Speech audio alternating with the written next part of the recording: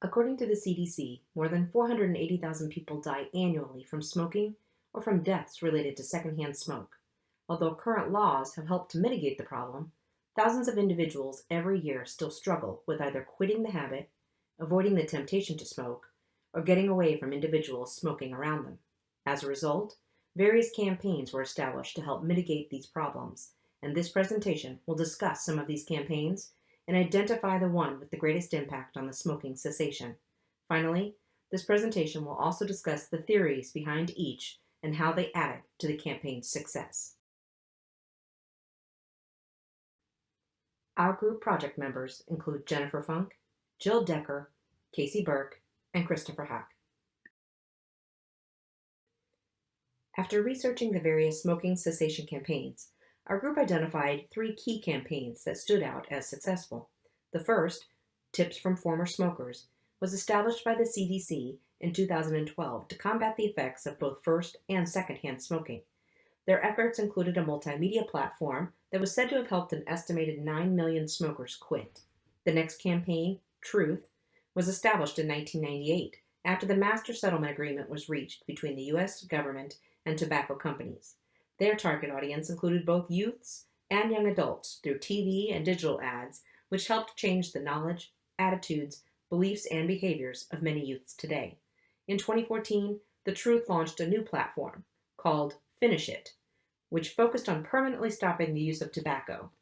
Finally, in 2014, the FDA established The Real Cost.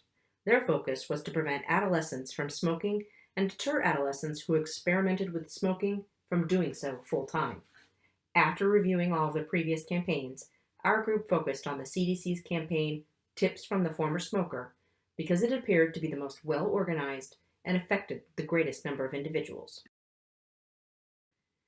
After reviewing the CDC's website for tips from former smokers, we identified the use of several theories and models within their campaign. These include the health belief model, protective motivation theory, information motivation behavior skills model, the theory of reasoned action, the theory of planned behavior, the trans-theoretical model of change, and precaution adoption process model. Of these, PMT stood out as the most representative of the campaign as a whole. So what is the protection motivation theory, or PMT? First, it's important to understand its history. The PMT was created in 1975 by R.W. Rogers, who wanted to clarify the understanding of fear appeals. Later, in 1983, Rogers revised his theory to focus more on persuasive communication, including both his previous theory and the principles established by Lazarus and Leventhal. Today, the PMT can be broken down into four main constructs. The first, perceived severity, includes a personal assessment on the severity of health risks associated with smoking. In other words, is the risk of cancer or death worth my behavior change? Next, perceived probability occurs when people question if they are more likely to develop such outcomes associated with the behavior. They might ask, do I have a family history of cancer? Third, efficacy includes an assessment about if the behavior change will actually protect the individual from the risk. In other words, if I quit smoking now, will I be less likely to develop cancer? Finally, perceived self-efficacy includes a personal assessment of whether the individual believes they can actually perform the given activity. This raises questions such as, do I have the willpower and tools to quit smoking right now? After reviewing the CDC's website for tips from former smokers, we first identified the campaign used both graphic images and stories of previous smokers in their commercial and radio ads, thereby eliciting both a fear and threat reaction from the viewers and listeners. Next, the website provides graphic true stories from previous smokers about their lives and how they were affected by smoking, which also elicits a fear or threat reaction from viewers. Finally, the website also provides viewers with several methods for smokers to cope with their behavior, thereby increasing one's self-efficacy and coping strategies. According to Rogers, self-efficacy is important in motivating someone after they weigh the risks and benefits associated with a behavior. The CDC utilizes several methods to first scare their viewers with graphic, shocking pictures, and then provides viewers with the coping strategies needed to overcome their addiction and build self-efficacy. These coping mechanisms include a Quit Guide app for your phone, an online tips and tools link, and a 1-800-QUIT-NOW phone line. In our assigned class textbook, Health Behavior for Public Health, the authors explain the PMT's unique utilization of the construct threat appraisal.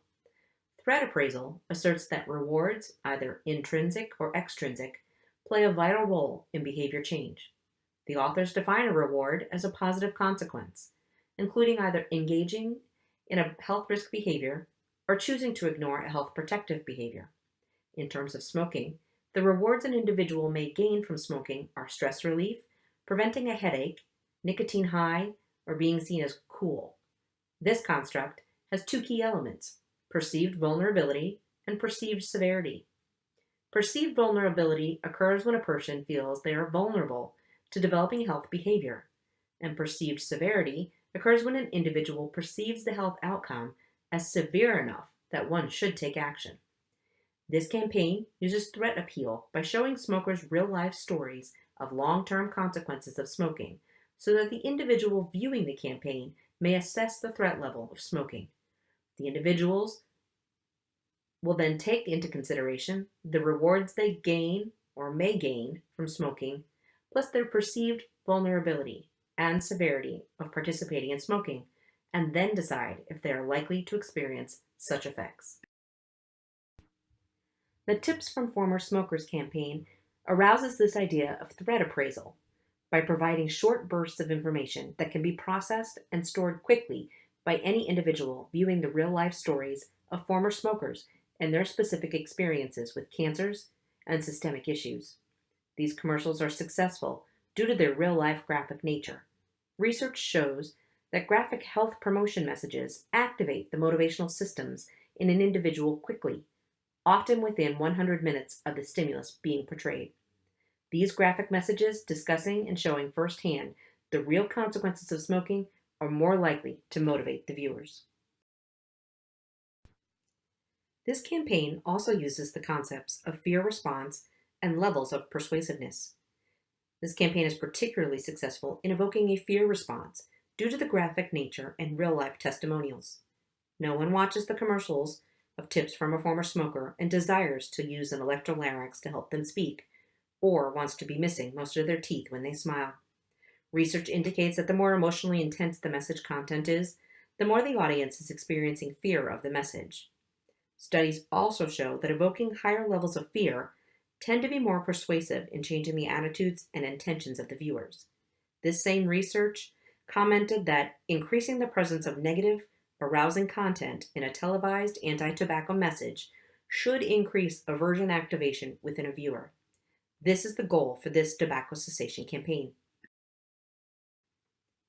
This campaign seeks to reach the awareness of all age groups. However, embarking to motivate individuals from not picking up smoking in the first place seems more effective than trying to motivate currently smoking individuals to cease tobacco altogether. It is much easier to avoid something than to put down a habit that has been a large part of your life. With this in mind, it makes sense to appeal to adolescents because research suggests that among adult smokers in the U.S., over 2/3, 68%, began smoking regularly at age 18 or younger. This age is when peer pressure is highest and kids are trying to fit in and create their identity. One study suggests that out of all the anti-smoking campaign ad themes, disease and death, endangering others, cosmetic, negative life circumstances, being a positive role model, and lifelong consequences that are used today, anti-smoking messages on the perceived severity of risks of smoking have the greatest impact on adolescents. These ad campaigns are successful because they portray the long-term effects of smoking, lung cancer, oral cancer, death, and also the less appealing, debilitating effects of smoking, such as missing teeth and using an electrolarynx so people can understand your speech. These messages evoke a high level of fear, such as "this behavior can kill me," along with the heightened an individual's level of self-efficacy by providing the motivation to quit or avoid the behavior altogether. It is the hope that the graphic messages portrayed will motivate adolescents and younger individuals to not feel the need to pick up tobacco in the first place. In summary, the protection motivation theory is uniquely suited to tobacco cessation prevention campaigns for a multitude of reasons.